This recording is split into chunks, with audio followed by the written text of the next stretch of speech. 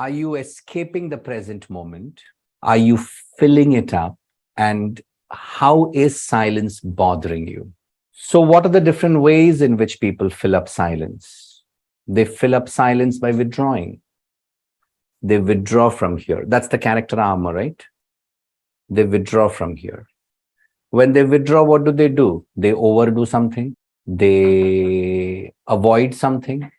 They will avoid looking into your eyes because it's not comfortable. All of this takes away the opportunity to build intimate relationships.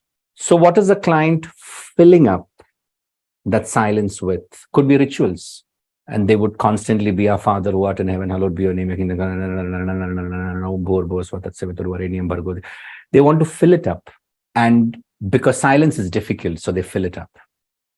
They may fill it up with meaningless activities. What do you call it? Reels. They may fill it up with meaningless activities. They will want to scroll for 10 minutes, and then by the time they realize it's 2.5 hours. So they're trying to escape silence. And what are all these things? All these things are taking away intimate, honest relationships. You're not available for an honest relationship. What is an honest relationship? No strategies, no games, no secrets, and no revenges.